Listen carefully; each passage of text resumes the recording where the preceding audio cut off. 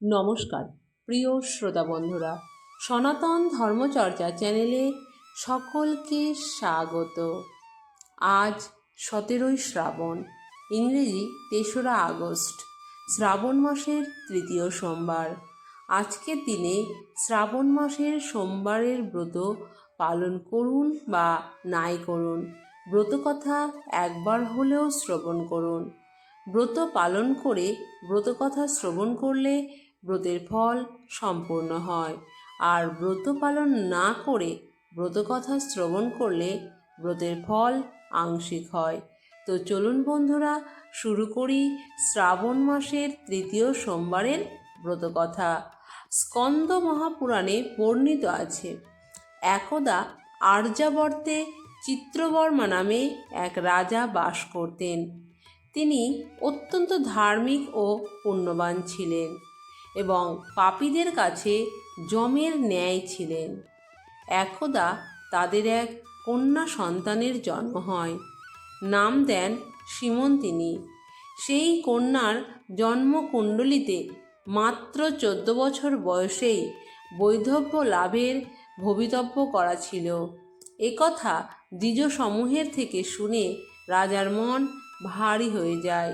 কালক্রমে যখন সেই কন্যা বড় হয়, তখন সেও তার ভাবী বৈধব্যের কথা শুনে ব্যাকুল হয়ে ওঠেন এবং যাজ্ঞবল্ক্য মুনির স্ত্রী মৈত্রেয়ী দেবীর শরণাপন্ন হন।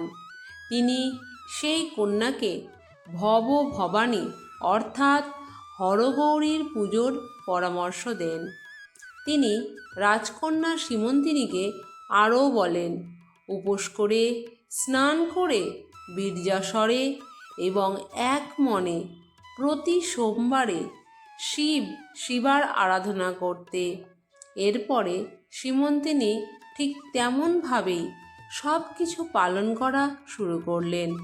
অতঃপর সীমন্তিনীর বিবাহ মহারাজ নলের বংশধর চন্দ্রাঙ্গদের সাথে সম্পন্ন হয়। একদিন ভবিতব্য অনুযায়ী দৈববশত কালিন্দী নদীতে নৌকা ডুবিতে চন্দ্রাঙ্গদ জলের তলায় তলিয়ে যান। সতী সীমন্তিনী এত কিছুর পরেও সোমবার ব্রত পরিত্যাগ করেননি। এইভাবে বছর দিনেক কেটে গেল। অন্যদিকে চন্দ্রাঙ্গদের বৃদ্ধ পিতা ইন্দ্রসেন শত্রুদের আক্রমণের ফলে সিংহাসনচ্যুত এবং কারারুদ্ধ হন। এরপরেই শুরু হয় আসল ঘটনা। জলে নিমজ্জিত সেই রাজপুত্রের কিন্তু মৃত্যু হয়নি, বরং সে চলে যায় পাতাল দেশের নাগলোকের দিকে। নাগকন্যারা তাকে নিয়ে যায় নাগরাজ তক্ষকের কাছে।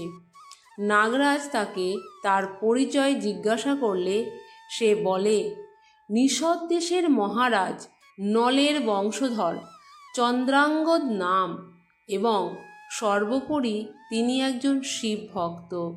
তার মুখ থেকে শিব মাহাত্ম্য ও শিব তত্ত্বসহ সব বিবরণ শুনে নাগরাজ তক্ষক অতীব প্রসন্ন হলেন এবং চিত্রাঙ্গদের অনুরোধে তাকে যথাসম্ভব উপহারাদি এবং বাহন হিসেবে কামগামী অশ্ব প্রদান করে তাকে ভূলোকের উদ্দেশ্যে প্রেরণ করেন। ভূলোকে এসে চিত্রাঙ্গদ প্রথমেই নদীর তটে স্নান করতে আসা শোককাতর মলিন চেহারাধারী তার স্ত্রী সীমন্তিনীকে দেখতে পান, কিন্তু চিনতে পারেননি এবং তিনি সেই কন্যার পরিচয় জিজ্ঞাসা করেন। প্রত্যুত্তরে রাজকন্যার সখীরা তার বৈধব্য শোক এবং পতি বিরহে বিহ্বলতার কথা কুমারকে বলেন। রাজকুমার নিজেও নিজ প্রেয়সীর এহেন অবস্থার কথা শুনে দুঃখিত হন এবং রাজকন্যাকে বলেন তার পতি শীঘ্রই তার নিকট ফিরে আসবে।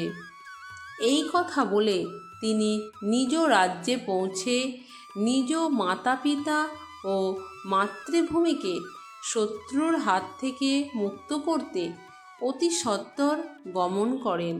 তার আগমনের এবং রাজকুমারের সাথে নাগরাজ তক্ষকের সুসম্পর্কের কথা শুনে ভয়ে শত্রুগণ তার মাতা পিতাকে এবং সিংহাসনকে মুক্ত করে দেন।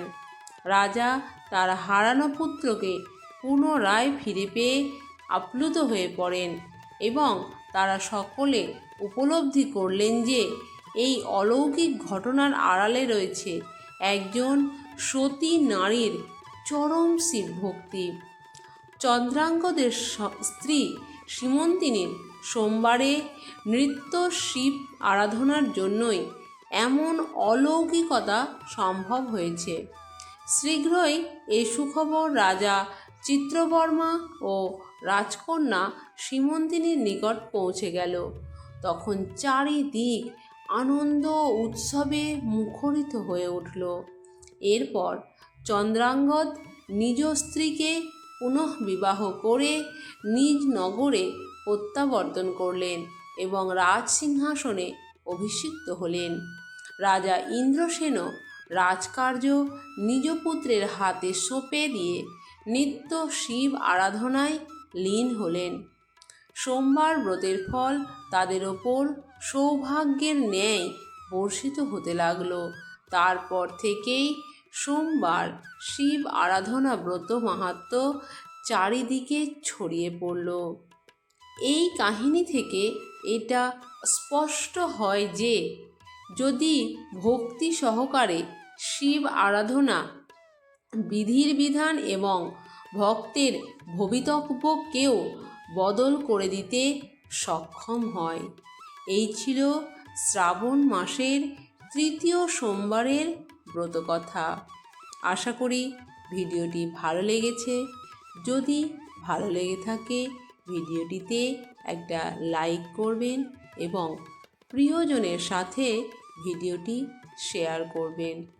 চ্যানেলে নতুন হলে চ্যানেলটি সাবস্ক্রাইব করতে একেবারেই ভুলবেন না। আর এই রকম নতুন নতুন ভিডিওর আপডেট পেতে পাশে থাকা বেল আইকনটি প্রেস করুন। ভালো থাকুন, সুস্থ থাকুন। নমস্কার।